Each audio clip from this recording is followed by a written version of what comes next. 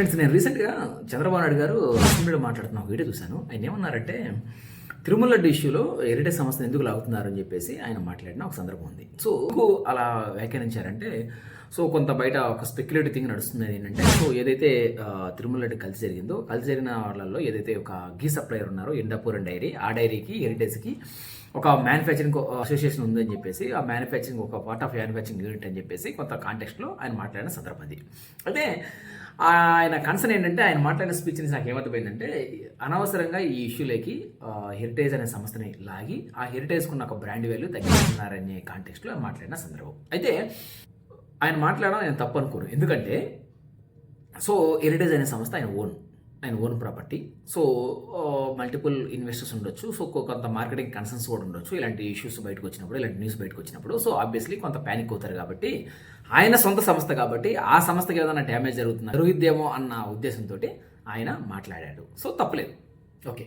అయితే ఇదే సిబిఎన్ గారు అధికారంలోకి వచ్చిన తర్వాత లాస్ట్ 1.5 ఇయర్లో ఆయన అధికారంకి వచ్చిన తర్వాత 1.5 ఇయర్ నుంచి కాన్స్టెంట్గా ఏదైతే ఆ ప్రాపగా ఉండదో తిరుమల లడ్డులో కల్తీ జరిగింది చెప్పేసి ఏదైతే జంతు అవశేషాలు ఉన్నాయి, లేదా పంది మాంసం కలిపారని, గొడ్డు మాంసం కలిపారనే విషయాన్ని కాన్స్టెంట్గా చెప్తూనే వస్తున్నారు. ఈవెన్ ఏదైతే ఇన్వెస్టిగేషన్స్ టీము ఇన్వెస్టిగేట్ చేసి ఆ రిపోర్ట్ సబ్మిట్ చేసిన, సుప్రీంకోర్టు రిపోర్ట్ చేసిన దాంట్లో కూడా ఎక్కడా కూడా దీనిలో ఎటువంటి యానిమల్ ఫ్యాట్స్ కానీ జంతు అవశేషాలు లేవని చెప్పినా సరే still they are saying same thing మళ్ళీ. అయితే చంద్రబాబు నాయుడు గారు హెరిటేజ్ సంస్థకు సంబంధించి ఏదైతే బ్రాండ్ వాల్యూ తగ్గుతుంది, లేదంటే ఆ సంస్థకు సంబంధించిన ఏదైతే ఒక ఇంటిగ్రిటీ ఉంది కదా, ఇంటిగ్రిటీ తగ్గుతుందని ఫీల్ అయిన నాయుడు గారు తిరుమల తిరుపతికి సంబంధించిన ఏదైతే లడ్డు ఉందో ఆ లడ్డుకున్న ఒక క్రేజు, ఆ లడ్డుకున్న ఒక బ్రాండ్ వాల్యూ, ఆ లడ్డుకున్న ఒక ఇంటిగ్రిటీ, ఆ లడ్డుకి ఇచ్చే ఒక వాల్యూ అనేది సమాజంలో ఎంతో గొప్పగా ఉంటుంది.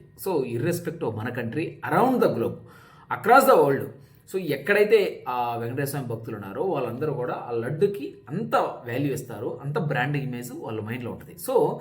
ఇన్నిసార్లు దాంట్లో అది కలిసింది ఇది కలిసిందని చెప్పేసి ఆ లడ్డుకున్న ఏదైతే ఆ పేటెంట్ కానీ, ఆ ఇమేజ్ కానీ, ఆ బ్రాండ్ ఇమేజ్ తగ్గిపోతుందని నాయుడు గారు ఒక్కసారి కూడా ఆలోచించలేదా?